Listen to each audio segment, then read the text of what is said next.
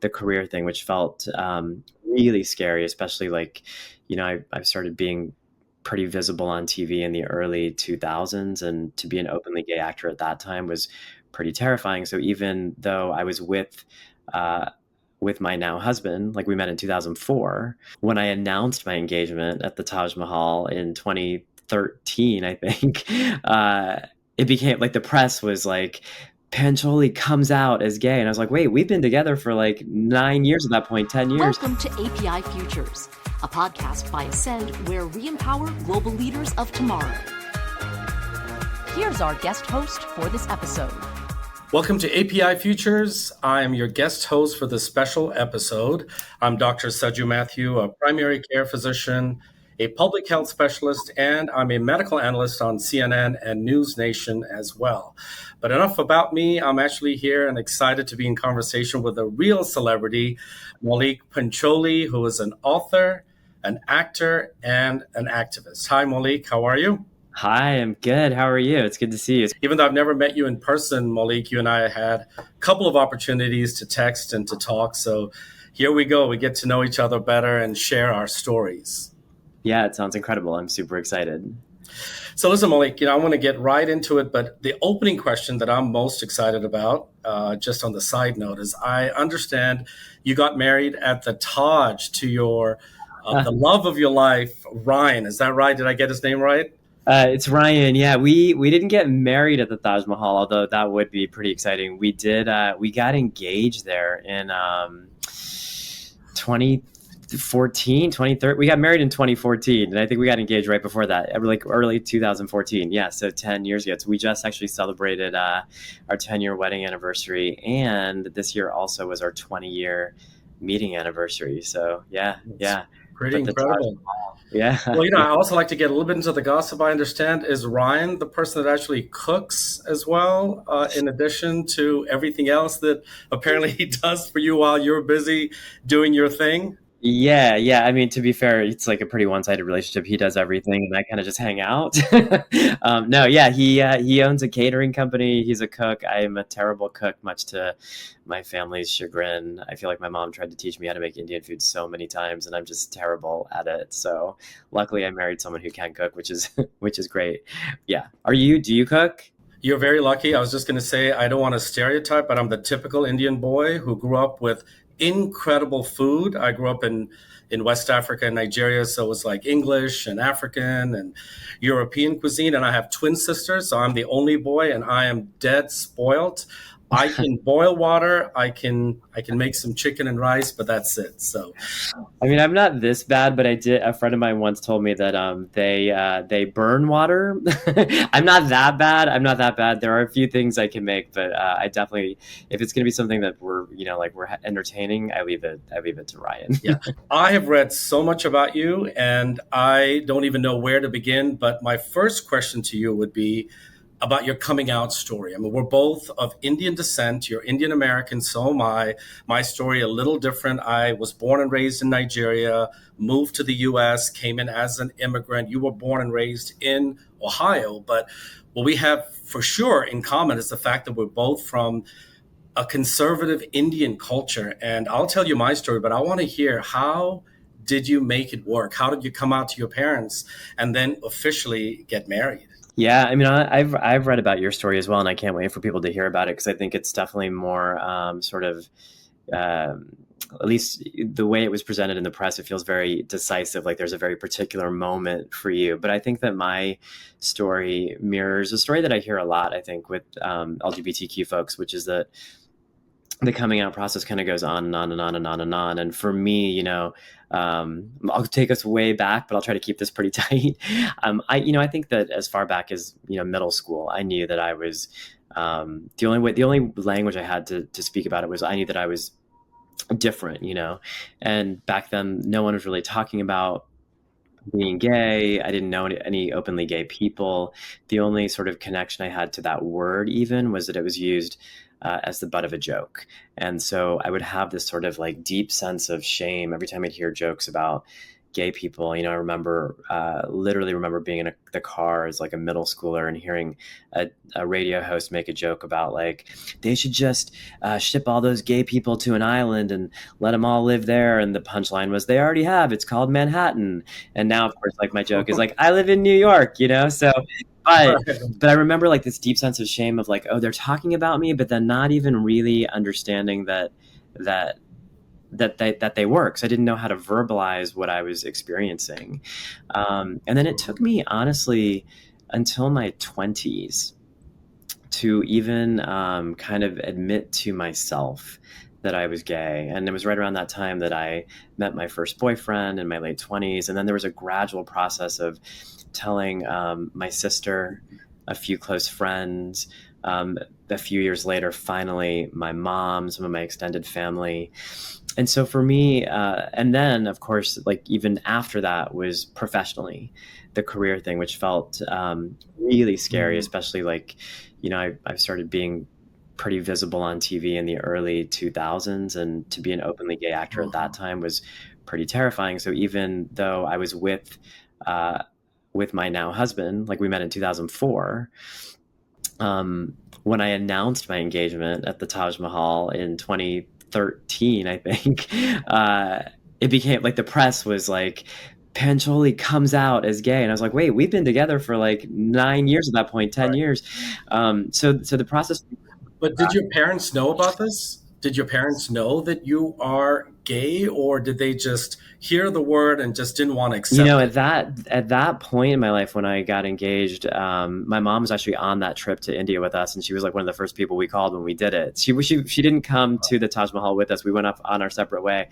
And so they've been remarkably incredible. There was definitely a process for them, but they actually, in the end, were quite supportive. But and now my mom is like my husband's best friend, it's like, but I think that, and this might, be a good opportunity to hear a little about your story too, is the Indian community in general, or South Asian community, or Asian community even, felt slightly terrifying to me because of, I think, just like the rhetoric that I would hear growing up, and sort of the pressures on getting married to a woman. And this was not just like my parents, but I would say the community at large. So it felt like it was going to be terrifying. And if I'm totally honest, like now 99% of my family is on board and incredible. And like, actually, we're just here this past weekend to celebrate our 10-year wedding anniversary with us. But there's a few extended family members who it's been really challenging with, and continues to be, even though, I'm an adult now. But yeah, so I know that you have an interesting relationship with your parents and the Indian community. So I would love to hear a little bit about your story as well. Yeah, so, Malik, briefly about me, born and raised in Nigeria, very conservative South Asian Christian family. And I think it's really important that for our listeners to understand how India could potentially be 50 different countries. I know that you're of Gujarati descent. I'm of Malayali descent, but it goes even further. Not only am I Malayali, South Indian, I'm Christian, I'm Orthodox Indian. So as you get into these smaller chambers, the expectation rises even more. And for me, my path was, I would say remarkably different from yours. I was almost fated at delivery when I was born that I was going to have an arranged marriage. And you probably know this, but I call it more like an express dating service. So it's not like they pick someone and I show up at the church and marry them. Although that happened to my great grandparents, it didn't happen to my parents either. But your parents helped pick the person for you. I knew that was going to be my fate. So as I was struggling, kind of like you, when I was young and in middle school, I felt so different from all the other guys. And I would read books. I always knew that I was going to be a doctor. And I kept saying, something is wrong with me. That's what I kept saying. Something is the matter with me. And then, of course, fast forward through med school. As soon as I started my residency, my parents began the search. So I knew that it was going to be inevitable. At that point, I had fallen in love with a Dutch guy, and that solidified that I am definitely gay. So that kind of helped me with some clarity, because to be honest, I definitely thought that I was going to be able to make this work, that I had no choice. I was going to make my parents happy. I'm the only son. I have to carry the name. I have twin sisters. They had arranged marriages as well. So anyway, long story short, my parents introduced me to this beautiful young lady. I don't want to say too much about her because I want to protect her identity, but we get engaged in front of 600 people, a typical huge Indian engagement ceremony. And Maulik, I'll tell you, that evening as I put the ring on her finger, it must have been the worst thunderstorm. I knew that I was doing something terribly wrong. I would ruin her life, her parents' life, my life. She was born and raised in this country. So anyway, I work up the guts to tell her the truth. 3 nights in Starbucks, some of the worst nights in my life. I told her everything but use the word gay, and she would not guess it. I wanted her to guess it. But anyway, take her out on a date. She's like, Saju, as long as you tell me you don't kill anyone and you're respectful of women, I've fallen in love with you. This is the kind of marriage I wanted. I was born and raised in this country. I wanted to marry an Indian American guy. I like you. Let's do this. But for the first time, right before she orders Italian food, I look at her and I say, I want to confirm that you're okay marrying an Indian gay boy. And it came out of my mouth. She absolutely burst into tears. We go home and the rest is kind of history, but that's sort of how I came out. Almost didn't finish my residency.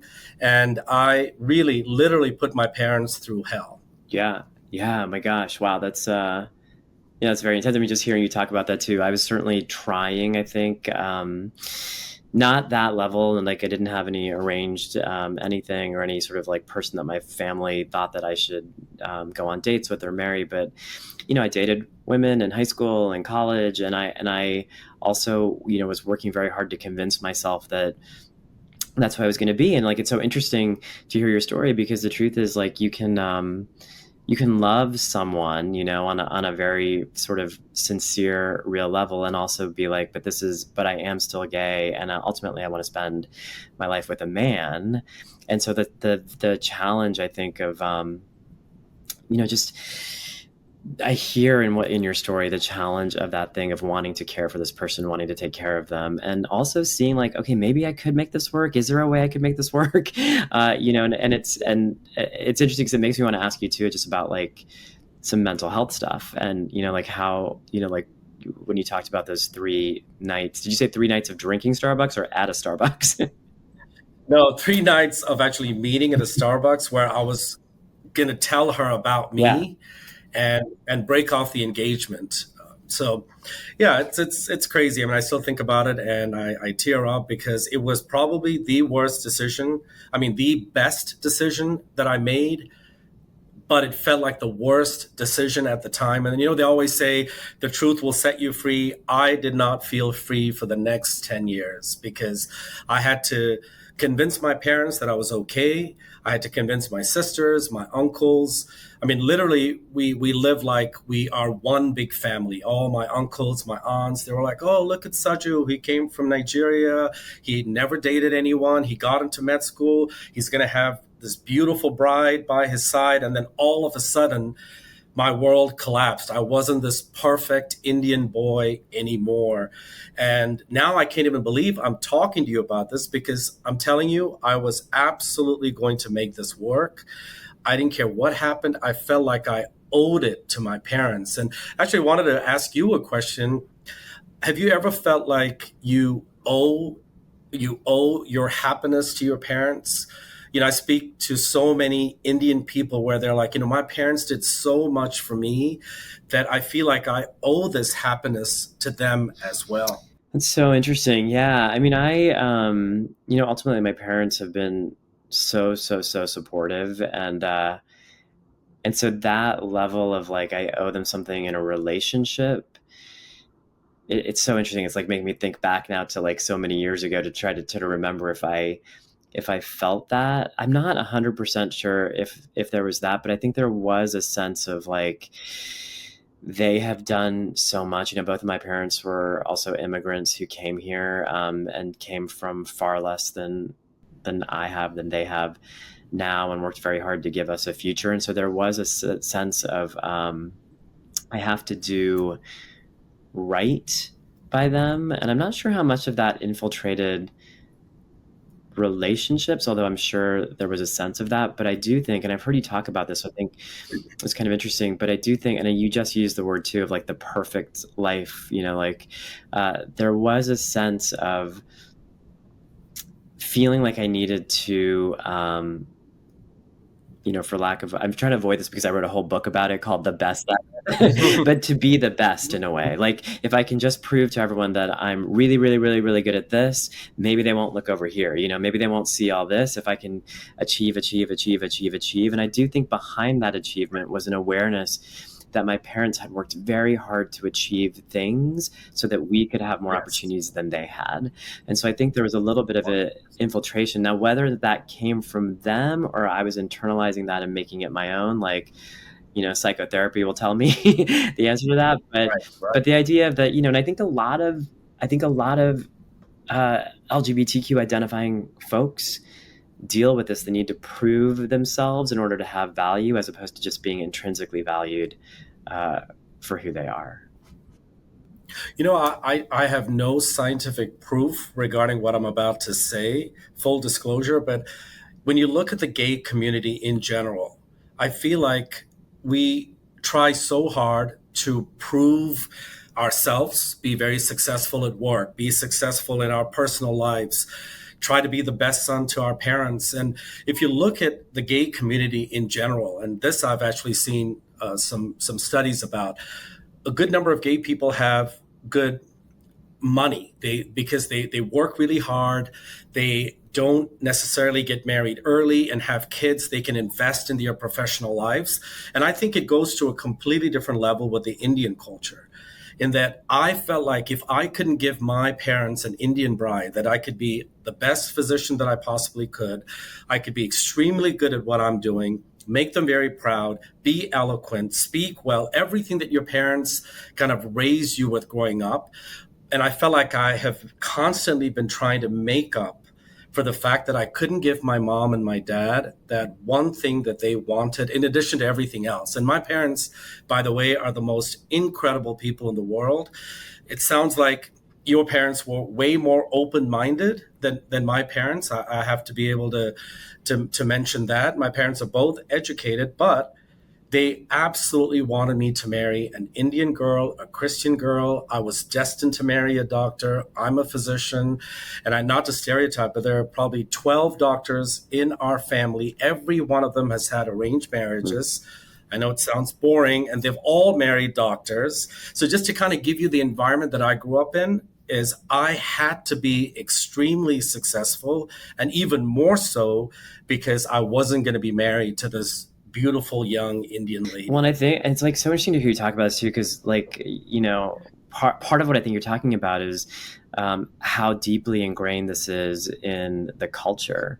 And so there will be people, of course, who are like extremely conservative and sort of feel a certain, maybe have put certain pressures on you. And then there'll be people on that spectrum who are more open-minded. But I think I had that same sense too, that the culture sort of had certain expectations, and marriage was a big part of it. I'm going to change topics really quickly because I want to get more into the author part of you. And I was so intrigued, by the way, with your interview on MSNBC with Velshi, one of my favorite anchors. So if our listeners ever get a chance, they need to watch that interview.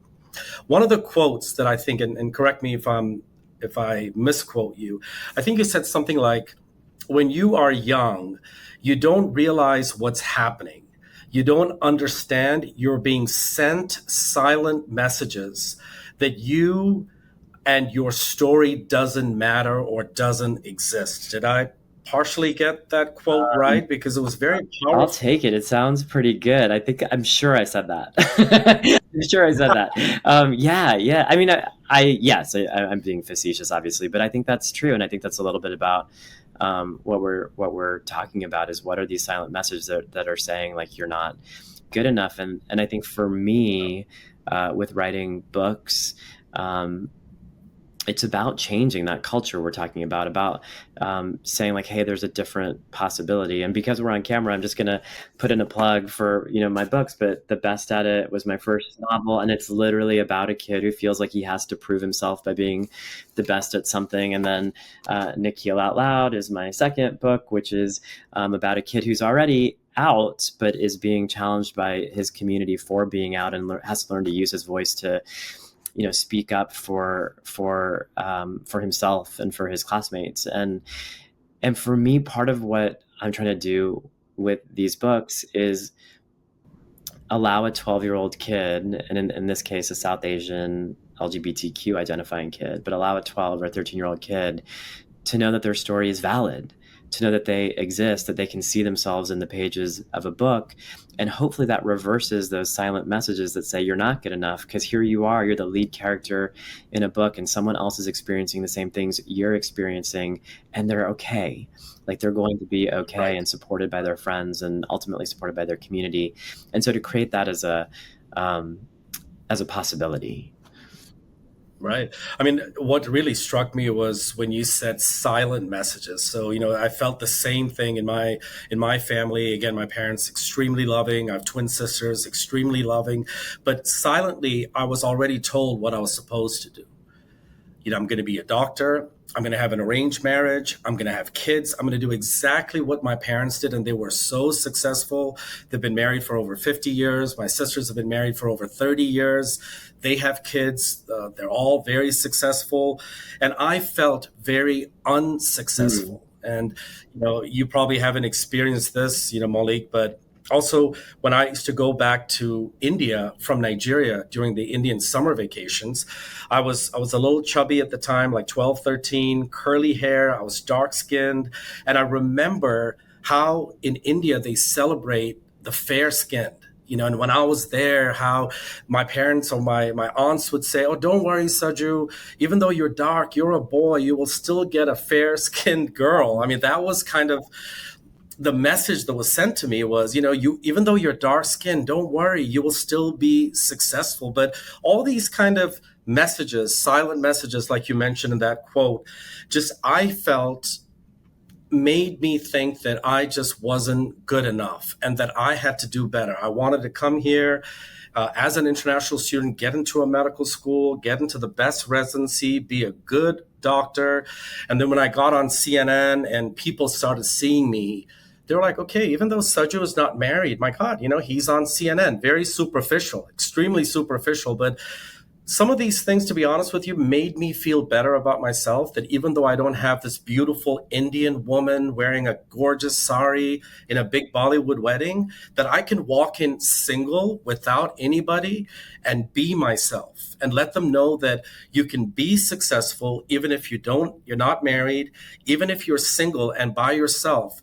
You can be the best version of yourself. But it took me 20 years. What I have found is, like, it's nice to achieve things, of course, like it's great to, be on a show that gets to go to the Emmys, or, it's all that stuff is great, but it doesn't make up for being your authentic self. And how amazing is it if you can be your authentic self and go to the Emmys and be on CNN, and I think, I admire you for this. And I've certainly, it took me a long time. Like, in the beginning as an actor, I thought, okay, well, maybe I can be an advocate through my work. I can play a gay character on television or bring my culture onto the TV screen.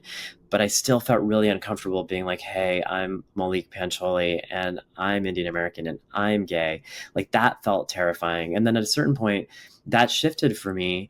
And in a way, like, I think the greatest gift has been able to do the work I want to do, write the stories I want to write, and be able to be myself in venues like this and talk about this and know that I'm getting to give back. Hopefully, some kid out there is going to listen to this podcast and hear the two of us talk and be like, okay, I'm going to be okay. And to me, in a way, that's more important than my book winning an award or something. It's like it impacted some young person and changed their lives. And that's what it's all about, Yeah. I mean, you hit it right on the nail. It's the reason also that I finally was comfortable to let CNN publish my coming out story. And I felt like it's one thing to talk about it on air when it comes to the LGBTQ community or any type of medical news that's related to that community. I felt very comfortable on air, but to have it actually in writing on an essay, I thought took a lot of courage on my part. And I'll be honest with you. Sometimes I dread when the phone rings that it might be my dad or my mom saying, I read it and it has either broken our heart or it has made us proud of you. I've waited so long to kind of get that message from my family saying, hey, Saju, you did the right thing by breaking that arranged marriage and letting that poor young lady have a life and not marrying her and divorcing her later. But I've given up waiting for that closure, if you will. We always talk about closure because I am so comfortable, just like you mentioned earlier, I'm so comfortable in my own skin, finally, to be able to talk about me being gay as an Indian American and to know that I have also made a difference, like you have multiple times, with that young person who might be contemplating should they come out or not. What would your advice be, Maulik, to young people, either in the workforce or even in their private lives, with kind of the experience that you and I have had? What would you tell a 25-year-old young lady or young male? Yeah, I mean, I just like kind of to build off of what we've been talking about, I feel like one of the things that we keep coming back to is a sense of not wanting to be alone in the world. I hear it and I remember having a conversation with you before we hopped on here today where you said that you actually know other young men who are contemplating getting arranged marriages to please their family. And the idea of you sharing your story publicly maybe will offer them a hope that, like, okay, there is a way out. Like, you're going to have to sit at Starbucks for 3 nights and it's going to be really painful, but there's something on the other side of it, and I think that that's what, my message is for really anyone of any age or any gender or any identity that's struggling with this stuff is find your community, because, there might be people who will sort of try to deny your existence. We know that. My books have been banned in parts of this country. People have tried to ban me as an author from visiting schools. But there's also going to be people who say yes to you and embrace you and share your experience with you. And that's where we have to go, and ideally that gets to be your immediate family that you're close to and the friends that you love and care about. But if it's not, you get to choose another family and another set of friends. But there is a community. There's you and I for all those people out there. And so that's what I would say, like, trust that you'll find your place, but be yourself. I listened to the way you're talking and I'm thinking, where were you when I was trying to come out in my 20s and my 30s? I kept saying, can I just find one other Indian American? Am I the only gay person that's causing all this trauma to my family and my friends? Because I couldn't find anyone else. And I kept thinking after I came out, there would be somebody else. And then my parents would be like, okay, so Saju really did not make this up. And just on a quick, kind of funny and serious note, Maulik, was when I came out and my parents were so distressed, I went to the extent of trying to find an Indian therapist thinking that if it comes out of a therapist's mouth that your son is not sick, he's not going to catch AIDS, he's going to be fine. If it came from an Indian person, my parents would be okay. That was probably one of the worst decisions that I made. It was over in 5 minutes. My dad, I love him to death, but he just could not accept it. She kept saying, your son did nothing wrong. There are many Sajus out there in all over the world. It's not just your son. Kind of our advice to young people, I think the core advice that I would give is it's a personal decision. I'm not necessarily one who wants to be a martyr or to tell people, oh my God, look at what I did. This worked for me. This is my story. Everybody has their own story, whether they want to get married, knowing their sexuality, if they can make it work, that's up to them. I'm not here to judge anyone. But I know for me that I could never have made the marriage work. It would have ended up in a divorce, and everything would have been 10,000 times worse. And until I became comfortable with myself, nothing in my life was successful. I almost, like I said, didn't finish my residency. I took a year off between my internship and my second year. It was probably some of the darkest times in my life. But as I started to realize that I'm a good person, I can still make an impact as a single individual, I'm not going to embarrass my parents, that's when I found my voice. And I think that's what the young people need to learn is find your voice, be honest, but absolutely seek support from the right people. If it's not a mental health specialist, is somebody that you respect in the community that can talk to you. Holding it in is actually going to make matters worse. There is help out there, either in a formal setting or in an informal setting. Totally agree. I totally agree. What about in the medical field? What is the process of coming out in like, how is that career? Like, do you feel like it's pretty easy to be able to be yourself? Like, what advice might you have for people in your career path? Yeah, for most of my life, medical school and then residency, I was definitely closeted. And I think one thing that saved me was I could always make the excuse, Malik, that I'm going to have an arranged marriage. So when a young girl asked me out on a date, I would say, oh, no, I'm going to have an arranged marriage, because I actually believe that. And that was kind of the umbrella that I was hiding underneath. When I finished my internship and then started my second and my third year, that's when I came out and broke the arranged marriage and went through a really difficult time.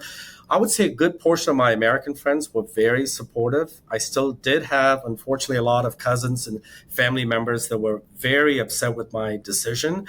But I also think as a physician, it depends on where you practice. I'm in a large urban city, and in a city like this where there's a large gay community, I actually feel very comfortable. My workplace is very gay friendly. We just celebrated Gay Pride Weekend here in Atlanta, and my hospital was one of the first people to have a banner and to have it on social media. So personally, I feel very comfortable. And I think because I'm also out on social media, a lot of patients will seek a physician who's also gay. I don't necessarily advertise it, but because I'm very comfortable, like you and I talking about this, there are people that will say, my God, I want to see Dr. Mathew. He's not going to judge me.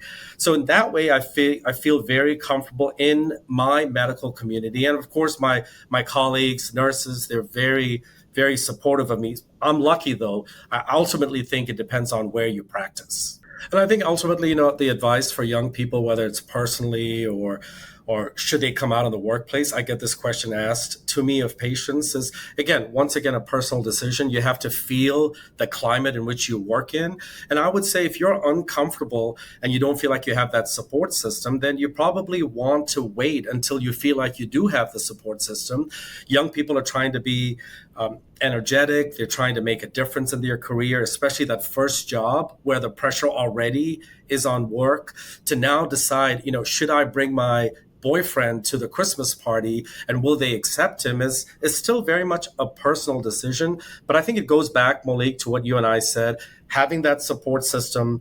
And everybody's story is different. Your story is slightly different from mine, in some ways very different from mine, but we both have stories. We all have stories, and you and I made it. And I think that's the biggest, hopefully, impact we'll have on young people. Yeah, 100% agreed. And I just just completely agree with you too, that everybody's on their own journey, and you shouldn't feel pressured to be anywhere other than where you are. I think it's just a matter of